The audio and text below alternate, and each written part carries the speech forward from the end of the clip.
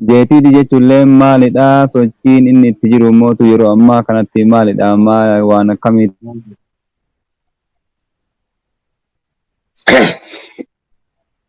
Ibsa waliin galtanii wayyuu yoo jettanii sagalee muutirra godhaa. Muutirra godhaa nama sagalee mukiyyannatti deebi'ee dhaga'ama namni lama biroo seen hokkas ta'a. Wanna sagantini keessan muutu godhaa. Yaasi nama muutu godheera. Inna sagalee kiyyannatti deebi'aa jiruu namni dabalee waliin amma sirrii jira. Akkuma kana jama'aan jeetiidhi jechuun jalqaba irratti jama'aa muslimaa torban diidaa jedha. Jeetiidhi jechuun hiikni isaa akkas ta'a. Jeetiidhiin kan argamu kan hundeeffame godina Arsii naannoo biyya Itoophiyaa jedhamtutti naannoo Oromiyaa godina Arsii gara bahaa naannoo Diidaa'aatti yeroo jalqabaatiif kan hundeeffame. Akkuma kana sochiileen isaa jaarmaya guddaadha. Kaayyoon inni ittiin ga'ellee kaayyoo guddaadha. Akkuma san amma godina Arsiitti kan dhaabbate godina Arsii magaalaa Roobeetitti ka'umsi isaa haa ta'u malee amma naannoo Oromiyaa godinaalee keessa deddeemaa jira. Sochii gaarii taasisaa jira. Akkuma kana isma ibsi jettanii natti fakkaate. Hin dhaga'amaa sagalee? Dhagahamaa jira, dhagahamaa jira. Akkuma kana erga dhagahame akkana jeetiitiin itti hafufanii ibsisaa jalqabaa akka kana maqarraa kaa'ame yoo hojiilee isaa ibsillee yoo jettan immoo yeroon akkasumatti deema.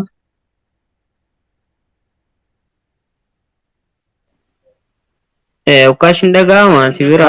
Inni dhaga'ama ayyeeme yaasun atilleen itti fufi inshallah gartaa nutti deemnaa atis jamaa kana keessatti maal hojjetaa jirta ofillee ibsimee hojiillee ibsachumaan nu.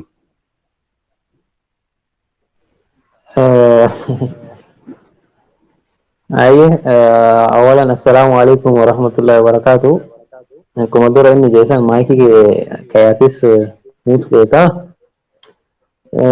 إن شاء الله ربي دوران درسا كالتي لايف ستريمي كانان مرياتشو النوغه ناغا فيار النوغه يساقلتي فتشو بربانا الحمد لله رب العالمين. اتعانسي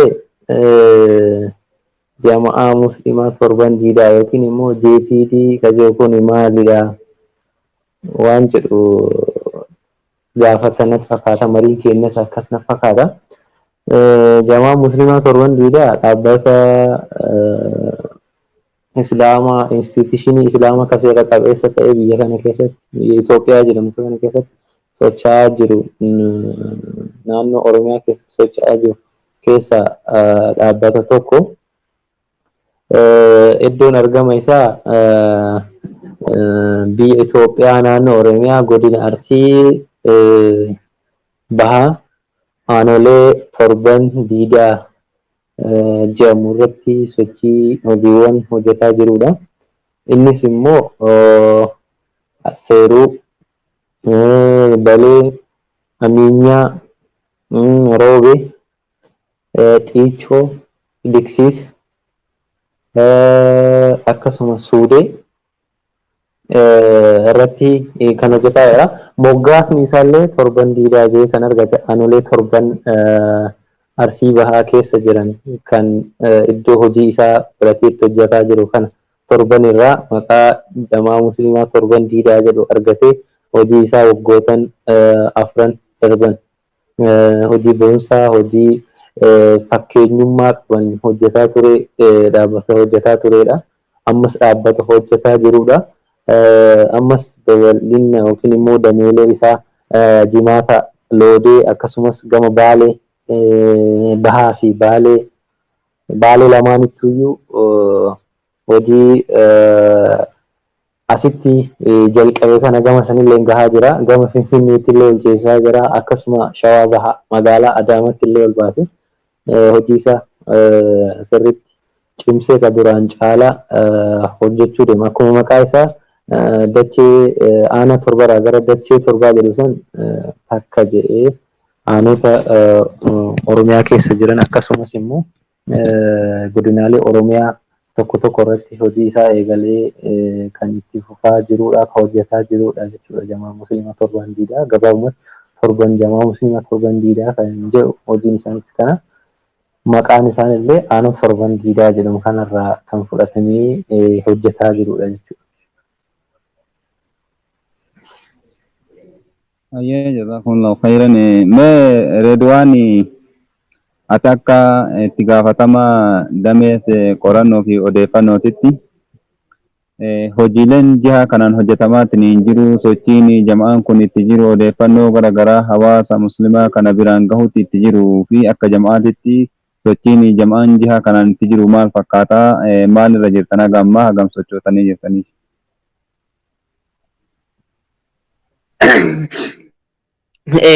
Akka jama'aatitti sochiilee gaariirra turame haa ta'u nu caalatti sochii soshaalii waliigala hawaasa osoo hin tahin sadarkaa of beeksisuutu irra turre. Of beeksisuu yoo osoo hin tahin hojii hojjenne qofaa sadarkaa hojjetu irra turre jalqaba hawaasni tokko ijaarama isa barbaachisa. Caalatti jettiin akkuma waliigalaatittu ijaarsa irratti xiyyeeffate akkuma san darsii babal'isuu wantoota kunniin fakkaatu akkaataa caaseffama keessa jiru amma isin gaafin keessan gara seektara odeeffannootiin ni fakkaata. Gara odeeffannootitti kan xiyyeeffatamee ittiin hojjechaa baanee akka kallattii wantoota hojjetaman kan hawaasaan gahu akkasuma miseensotaan gahu hawaasa bal'aa biraan gahuuti. Isaanillee hanga yaadames ta'uu baatu hojjetamee hojii guddatu hojjetamee haala hawaasa addunyaarra jiru guutuullee ta'uu baatu iddoo iddoodha sadarkaa jiraatutti yeroo yaada fudhataa turretti quba qabdu isinillee sadarkaa saniitti telegiraamillee guruppii hanga nama 15,000 naannoo kanarratti 14,000 fakkaata naannoo kanallee deemee namnis karaa garaagaraatiin qooda irraa fudhate akkasuma karaa feesbuukiitiin adeemsisaa turre. Amma immoo caalatti jeetiidiin itti amanee deemaa kan jiru hawaasni kun hanqina miidiyaa qaba. Jama'aan amma nu miidiyaan nuti hojjetaa turre ofishaala jama'aan tokko dhaabbanni organizeeshiniin tokko qabatee deemuun isarratti wantoota tokko tokko gabaasaa turre. Amma immoo uummata hawaasna kana keessatti miidiyaatu hanqatee jira. Miidiyaan hanqatee jira. Miidiyaa kana hojjechuu qabna jedhee amma Jamaa Musliima Torban Diidaa karoorsee ka sochiileen marti irratti dabru ka odeeffannoo qabu ka barnoota qabu ka wantoota garaagaraa qabu yeroodhaaf karaa toora sooshaal miidiyaalee hundaanuyyuu tamsaasuudhaaf qophii irratti argama. Qophiilee keessoo xumuratee itti deemaa jira akkuma isin keessan beektan hawaasa fakka ifa ta'uuf chaanaalii miidiyaa maqaa ofishaala ta'een maqaa hawaasa guutuutiin maqaa hawaasa guddaadhaan chaanaalii banatee chaanaal YouTube irratti TikTok irratti hundarrattuu banamee kan wanti marti irratti dabru kan odeeffannoo fi kan waan hundaa irratti dabru banatee jeetiidhaan qabatee gara kanaan bahaa jira. Kan amma ittiin hojjetamaa ture kun immoo sochiileen jamaa akkuma jiru kana irratti fufaa ofishaala jamaa amma kan irratti hojjetaa ture kun kan organizeeshinichaati sochiilee isaa waan dhaabbanni hojjete qofatu irratti dabra. Kara miidiyaatiin immoo sochiilee biyyaa odeeffannoo biyya keessa jiru ka biyya alaa akkasitti kan irratti dabru kabbanaa ta'e ka qaama hundaa hirmaachise amantaa kanaa miti amantaa biraa illee kan fayyaduu danda'u guutuun kan irratti dabru miidiyaa akkanaa qabatee bahaa jira. Akkuma kana wanti jiru. Yaada bareedaadha inshallah gara fuulduraallee akkuma dhaadannoo keessanii ka Jamaa Muslimaa Torban Diidaa akka jedhu gara torban dachii kan jedhu inshallah suutuma tiratanii itti dhaqqabanii. Mee Yaasiin gara kee deebi'a. mee jam'aan kun sochiileen inni itti jiru yeroo ammaa kana keessatti wanti inni itti jiru wanti adda isa godhu maaltu jira yoo jam'aaleen hedduutu yoo jira yeroo ammaa jam'aa jedhan baay'eetu jira mee jam'aa jeetii kana immoo wanti adda isa godhu maaltu jira? Mashallah gaafii akkaan barbaachistuu fi gaafii baay'ee bareedudha. Sagaleen keenya deebi'aa jira muutu narraa goota. Inshallah jama'aan torban diidaa jamaalee jiranirraa maaltu adda isa godha? Jamaaleen maqaa garaagaraa moggaafatanii jiran hedduun jira. Kanarraa maaltu adda isa godha yoo jettee gaafii kee naa kaaste? Jamaa musliimaa torban diidaa wanni adda isa godhu tokkoffaa jamaa hawaasa hunda hammatee naannoo tokko qofa irratti hin hojjennedha. Fakkeenyaaf jamaaleen tokko yoo ilaaltee jiraatte masgiida tokko qofa masgiida irratti hundeeffama san qofa irratti kan hojjetanii jamaa musliimaa torban diidaa ammoo iddoo hawaasni musliimaa jiru biyya kana keessatti hattan biyya kana dhiisiti biyya addunyaa kana guutuu irratti karoorfatee inshallah yoo rabbi fedhe hojjetuudhaaf jamaa deemaa jirudha. So kanaaf wanti adda isa godhu tokko kana. Lammaffaa irratti immoo hojiiwwan tokko irratti hin hojjetu jamaa musliimaa torban diidaa dhaabbilee yookiin immoo jamaalee garaagaraa yoo ilaaltee jiraatte jamaan tokko gargaarsa irratti hojjetan yookiin voluntarii kan jennu qofa irratti hojjetan jira. Jamaa musliimaa torban diidaan immoo kana hunda kanallee dabalatee waan hawaasa musliimaa kana fayyada jedhamu. Hawaasni musliimaa kun hanqina akkuma obboleessi kee duratti kaasaa ture hanqina miidiyaa qaba, hanqina odeeffannoo qaba. Gama saniillee hanqinni odeeffannoo akka hawaasa musliimaa hin mudanne hawaasni musliimaa hawaasa odeeffannoodhaan gabbataa ta'e hawaasa teekinooloojiidhaan cimaa ta'e taasisuudhaaf jamaa irratti hojjetaa jirudha. Gama ijaarumsaatillee akkasuma tokkummaan hawaasa keenya kan ammaan dura ture. Waliin beeyna hawaasni musliimaa akkamitti waliin jiraataa ture ijaarumsi hawaasa islaamaa kun akkam ture waan jedhu kun irratti cimsee kan hojjetudha. Ijaarumsi keenya gama dargaggootatiin maal fakkaata? Gama manguddootatiin namoota ga'eessota ta'anii maal fakkaata? Akkamitti ijaaramuu qabna? Akkamitti dinagdee keenya ijaaramnee tokko taanee sochoosuu dandeenya waan jedhu irratti dhaabbata cichee hojjetuudhaaf karoorfatee ka'edha. Akkasumas immoo hojiilee gama hundaan hojjechuudhaaf gama faayinaansiitiin akkuma dura siikaas faayinaansiidhaan hawaasni musliimaa hawaasota biraa jiranirraa adda gama diinagdee kanaan sochoosuu irratti baay'ee laaffina qaba waan ta'eef kanaaf jamaa musliimaa torban diidaa wantoota hawaasa musliimaa barbaachisaa ta'e isa fayyaduu danda'a hawaasa musliimaa fayyaduu danda'a jedhu irratti dhaabbata hojjetudha. Wanti inni adda isa godhu kana kan biraa barnoota irratti hojjetuu inni isa adda isa taasisaa jechuudha. Barnoota diintii fi barnoota saayinsawaa yookiin immoo akaadaamik education isa jennu kana irratti hojjechuun isaa jama'aalee jijjiiranirraa adda isa ta'a. Ammas jama'aa naannoo tokko qofatti hojjetu osoo hin taane jama'aa naannoo Oromiyaa keessatti ayyama guutuu argatee hojjetuudhaaf ayyamni kennamee fi hojjetaa jirudha. Biraanchiiwwan immoo dameelee isaa godinaalee Oromiyaatii fi aanolee Oromiyaa keessa jiran hundattuu iyyuu banuudhaaf tartiibarra jira. Godina Shawaa Bahaa gahee jira akkasumas Baalee gahee jira. Kun illee immoo suuta keessa kan ittiin adeemnu ta'a jechuudha. Wantoonni adda isa godhan kanneen fi kanneen kana fakkaatanii jama'aalee kaanirra.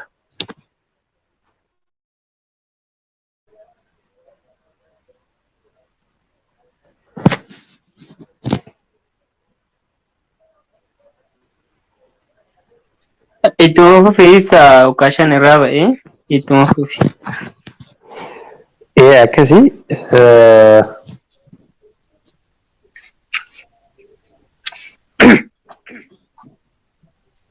Konneksiniitu na baase.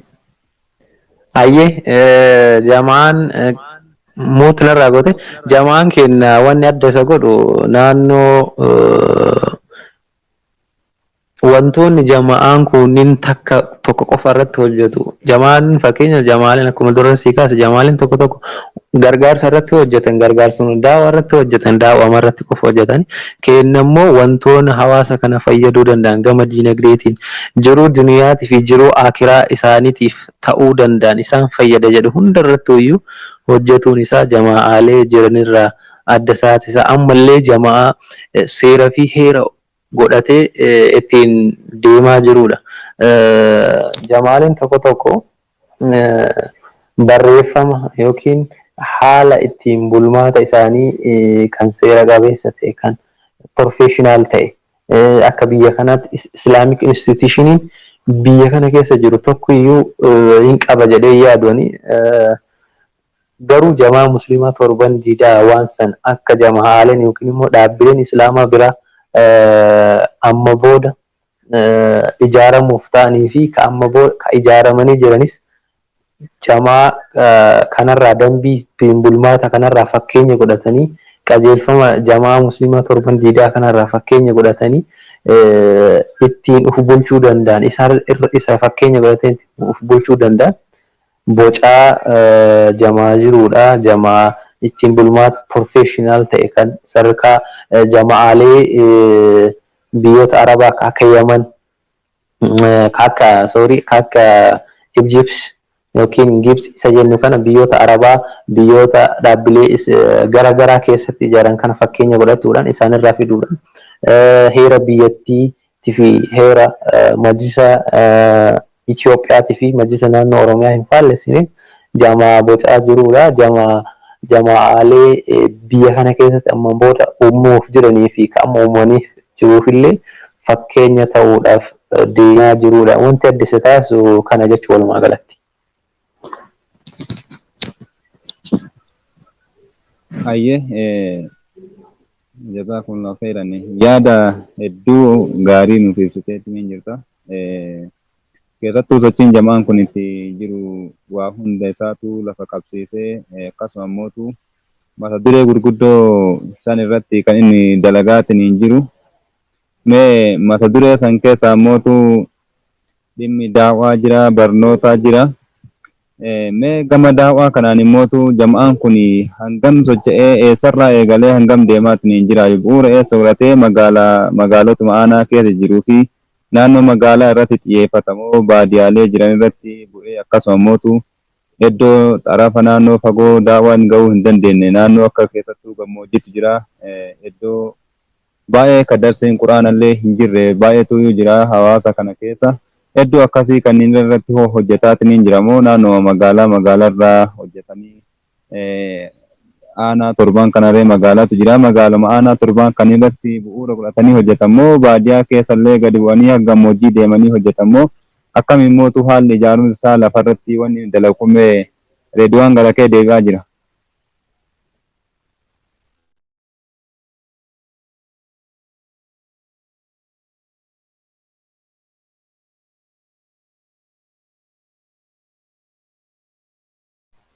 Neetwoorkii baasina fakkaataa reediyoon gaafii inni si gaafateef itti fufi.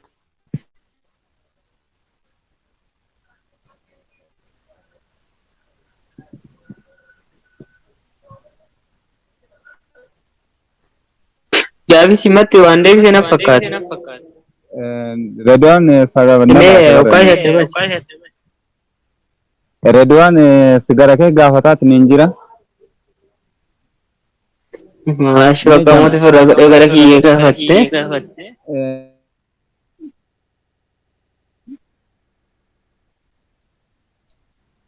Akkuma sani sochii kaan bireessi kiyyaasiin sirrii ibseera. Gara kanallee yoo ani sirriitti ibsin irratti na gargaara. Akkuma sani gaafatti kallattiidhaan yoo si deebise jeetiidhaan sochii amma jiru kana keessattuu sooshaal kiraayizisii amma jiru kana karaalee tokko karaa noormaalii jiruu fi karaa teknooloojiidhaan wal qabatu kana loojikiidhaan deemuu barbaada. Karaa qabsiisee jechuudha.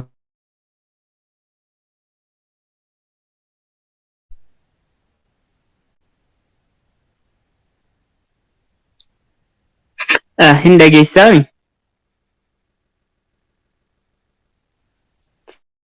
Eela. Sagalee hin dhageessaame. Hin dhageesseetu. Inda keessatti fufee.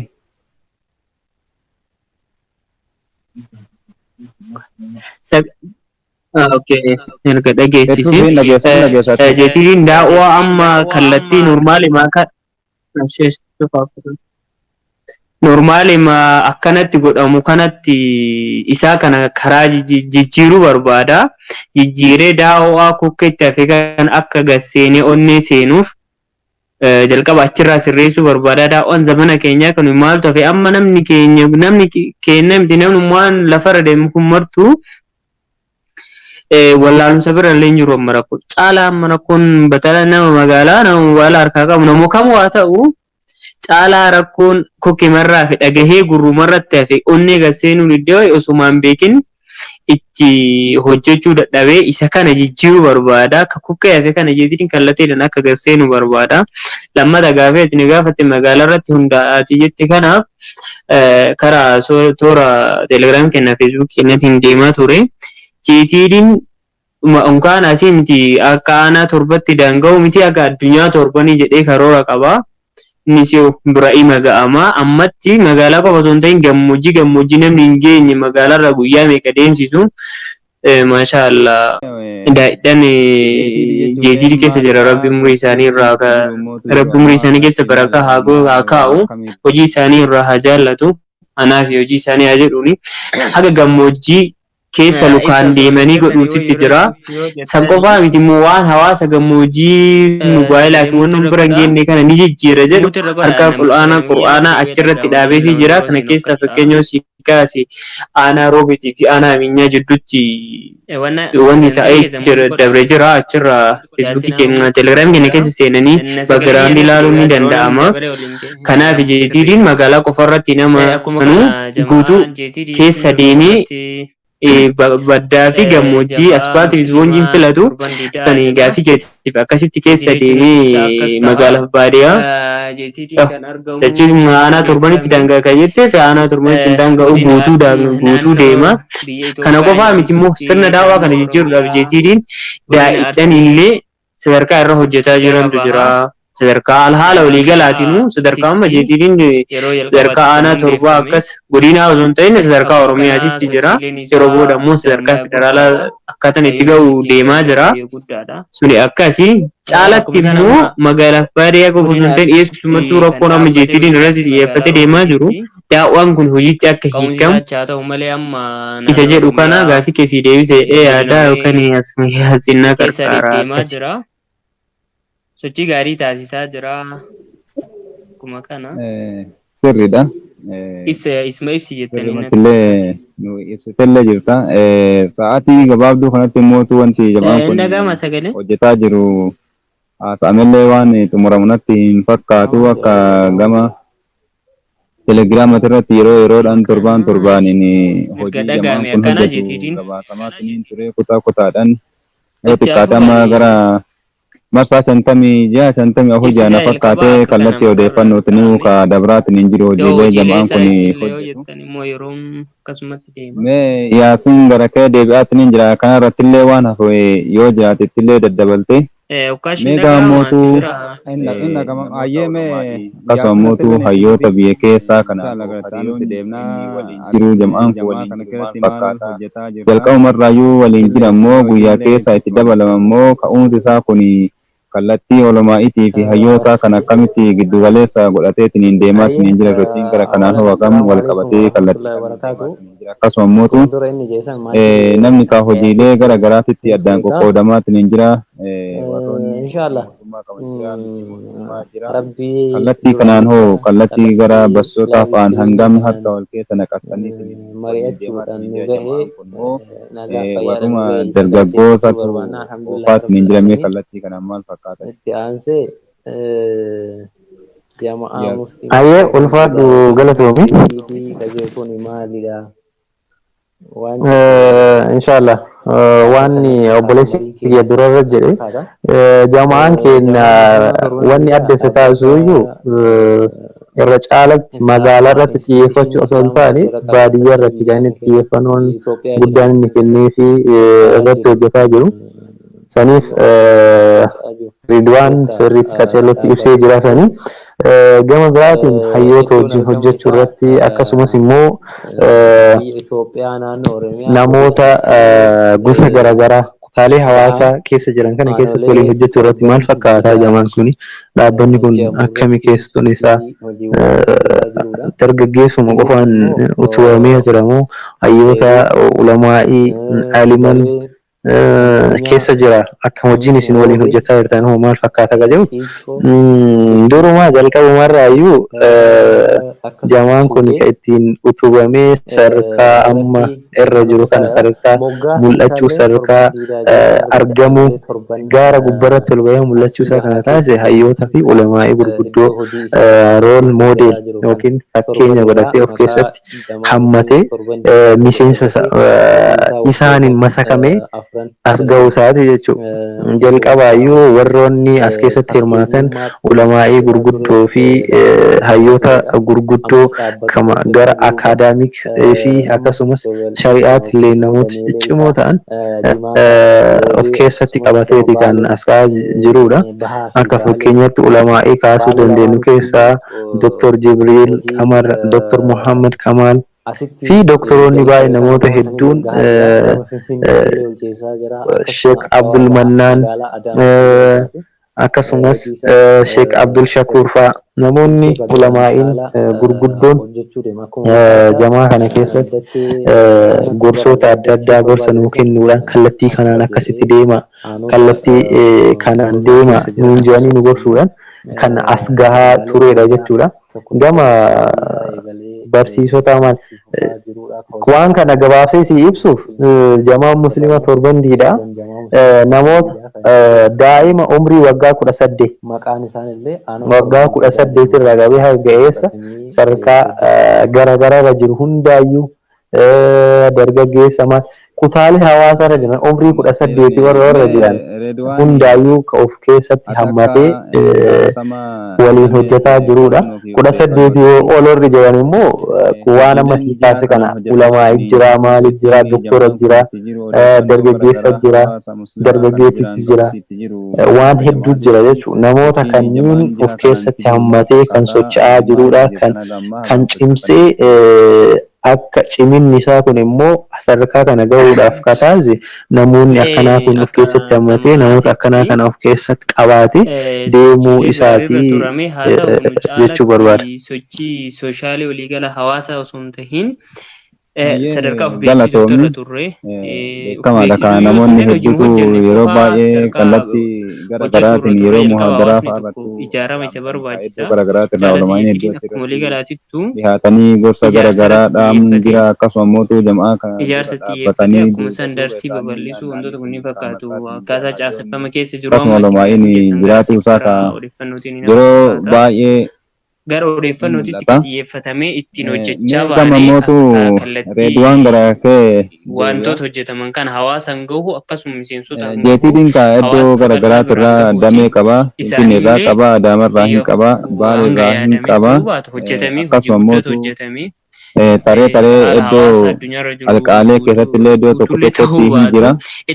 Gara biraatiin immootu gara baargamallee tarkaanfatee jechuun kun hin jiraamee kallattii saniin hoo sochiin maal fakkaata namoota biyyoota alaa iddoo garaagaraa jiran walitti naannoo kanallee deemee namichi karaa garaagaraatiin qooda irraa fudhatee karaa feesbuukiitiin adeemsisaa turre amma immoo caalatti jeetiidiin itti amanee deemaa kan jiru. Hawaasni kun hanqina miidiyaa qaba.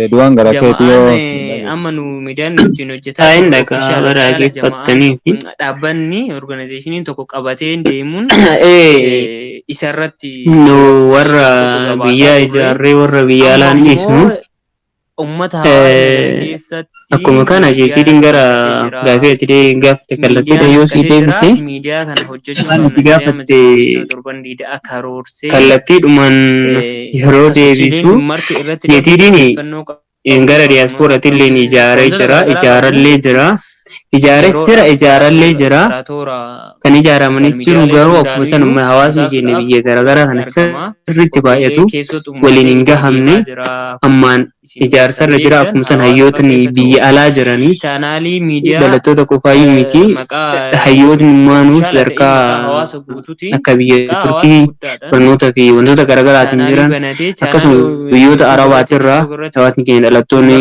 gahaa ormaan biyya keessa ture deemellee keessa jiru biyyoota arabaa guutummaa Awurooppaallee ni jiru akkasii ijaaramaa jiru warri ijaaramee barumsa BBI nu biyya keessatti barsiisnu kana barataa jiranillee jiru warroonni akkasitti hin barannillee sochii jeetii hordofaa sadarkaa amiirii fi maalirra jiru biyya keessallee yeroodhaaf amiirri yeroo itti godhameera yeroodhaan boodammoo sadarkaa biyyootatti nama godhachuutitti deemaa jirra inshallah inni waan itti dhufamu taha ammatti ijaarellee qabaa ijaaras jira wanti jiru. Yaada bareedaadha inshallah gara fuulduraan. Hayyee galatoomii akkuma dhaadan Redwaan sochiin jeetii dhimmitti jiru ka biyya alallee tattaaffatuma tirtanii itti dhagahamalleedha akkuma ati jette kaaluma inni hedduu kan biyyoota alaa darsii barataa mee jama'aan kun sochiileen inni itti jiru yeroo ammaa kana keessatti wanti inni itti jiru wanti adda biyyoota gara jiran kun dhageettiinillee kan hedduu jama'aa kana hordofaa jira duuba deemaatiin jiran yeroo hedduu kan dubbatantu jira. Inshallah gaafii akkaan akkasuma kan walumaa inni biyya keessa jirullee jamaa kana hedduu bareedudha. Kan dhaabbataniitiin jiranidha. Sagaleen mee jama'aan kun immootu mul'anni isaa maalidha yoo gara fuulduraatti kaayyoon inni deemuuf mul'anni isaa guddaa inshallah jama'aan torban diidaa jamaalee jiranirraa maal Redwaan baay'atanii jira yoo yaasin itti fufeetummaan jamaaleen maqaa garaagaraa moggaafatanii jiran kanarraa maaltu adda isa godha mul'anni dhaabbata kana torban diidaa wanni adda isa godhu hawaasa islaamaa amantii isaatiin cimaa ta'ee dinagdeedhaan cimaa ta'e naannoo dhaabbilee ciccimaa fakkeenyaaf jamaaleen qabaachuudhaan cimaa ta'e biyya kana keessatti masgiida tokko qofa masgiida irratti gochuudha. Irra caalatti immoo hawaasa diinii isaatiin cimaa ta'e iddoo hawaasni muslimaa jiru biyya amantii isaatiin cimaa ta'e nama biraatiif illee fakkeenya ta'u. Fakkeenya amantiileen biraa cimina isaanii kan ilaalee gama amantii kanaatti dhufuu danda'a. Hawaasa akkasiisan biyya kana keessatti uumuudhaaf mul'anni inni gara fuulduratti deemu. Kan biraa gamoota biyyoota achii as meeshaalee garaagaraa nutti erguudhaan faashinoota garaagaraa nutti erguudhaan beekamu kana nuummoo asitti daawwaa isaanitti gochuudhaan isaan kana hunda risaalaa islaamummaa kana biraan ga'uudhaan gochuudha. Sagaleen akka tasdeebaa jedhanii jira inshaallah.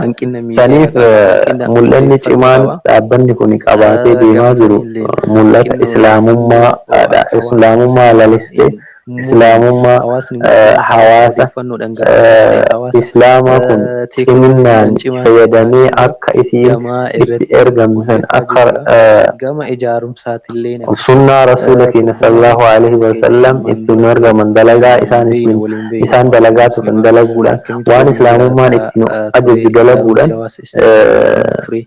jama hawaasa akkasii uumuudha irra caalan mul'anni dhaabbata kana. Ijaaramsi keenya gama dargaggootaatiin maal fakkaata?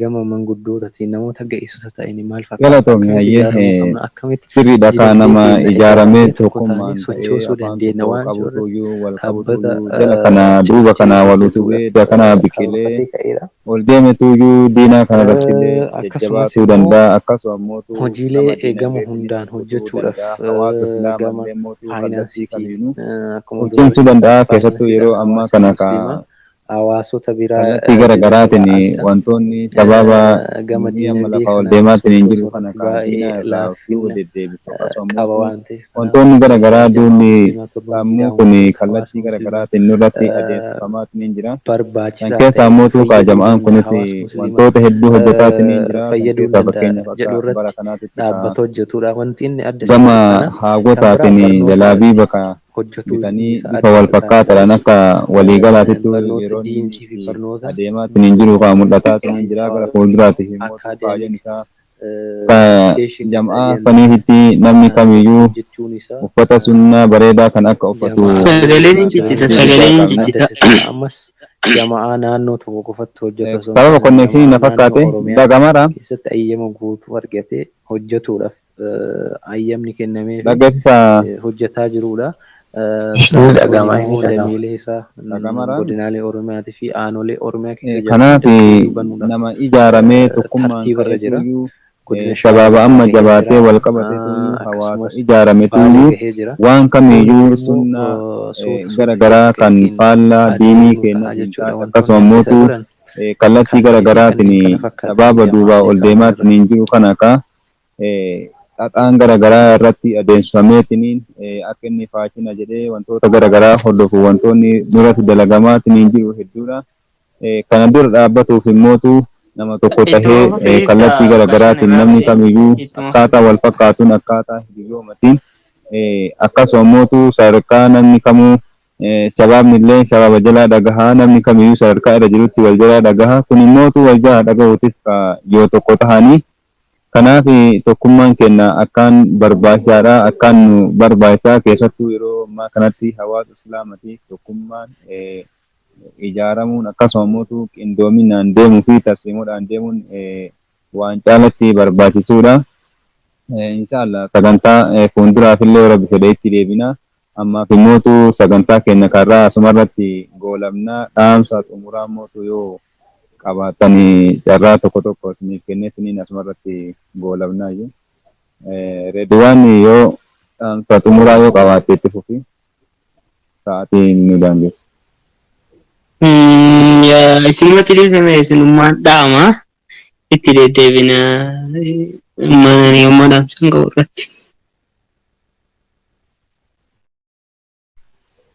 Ayyee yaasin tuufe.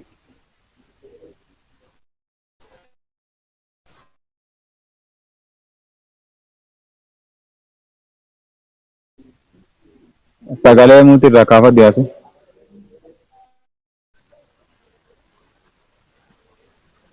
Ayyee ulfaadha galatooma isinuyyuu kallattii kanaan akkasitti nu mariisuu keessaniif waa'ee dhaabbata kanaa nu raafootanii hawaasa musliimaa kan dhaabbanni kun dhaabbata akkamiiti dhaabbata ganda tokkoof dhaabbatee dhaabbata akkasiiti jedhamee waan garaagaraa haasamaa nu raafootanii isaan biraan ga'uu keessaniif guddaa ulfaadha galatooma siin jedha. Kan biraa jamaan kun jamaa muslimaa torban diidaa jee haamuu gaafatu malee torban diidaa ka jedhu boota hojii isaa boota inni ka'umsa irraa godhatee hojii khairii kana hojjetuudhaaf kaampii godhatee ittiin socho'aa jirudha malee jamaa diidaa qofa ilaallatu miti. Akkuma maqaa isaatirraa ilaallu maqaan kun aanaa torbarraa gara dachii torbaatti jedha yaadannoon isaa kanaaf naannoo aanaa diidaa kana qofa keessatti jamaa dhaabbachuudhaaf deemu miti jamaa haga dachii torban dachiin zaahiraa gubbaa kanaa torba akkasii kanaaf inshaallah jamaa kana cinaa dhaabbattanii kaayyoo isaa inni galma geessisuudhaaf deemu kana mul'ata isaa kana namni kamuyyuu kan beekumsa qabu beekumsaatiin kan mallaqa qabu mallaqa isaatiin jamaa kana cinaa dhaabbattanii kaayyoo isaa kana akka milkeessitaniif asumaan dhaamsanii dhaama.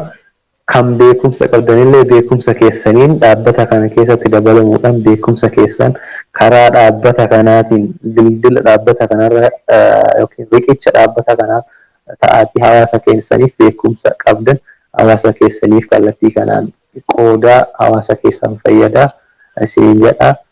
Galatoomaa ulfaadhaa. Wassalaamu alaikum wa rahmatullahi wa barakatuh. Waalaikum salam warahmatullahi wabarakatuh. Hayya inshallah fuuldura fi kallattii kanaan namoonni kamiyyuu jamaa kana keessatti hojiilee garaagaraa hojjetan maal akka jamaan kun hojjetaa hin jiru inshallah itti deebineetiin yeroo itti aanu dhimmootu bal'inaan maalummaa jamaa kanaatii fi fuulduratti maal hojjetuuf akka inni deemu itti deebinee inshallah hawaasa keenya kallattii kamiinuu ittiin geenna isinis asirratti yeroo keessan kabajanii nu dhufanii yaada bal'aa kana nu kennuu keessaniif hedduu galatooma jazakumullahu khairan jajjabaadhaa isiniin jedha. Haga yeroo biraatti walitti deemnutti assalaamu alaikum warahmatullahi wabarakaatuh. وعليكم السلام ورحمة الله وبركاته. وعليكم السلام ورحمة الله وبركاته.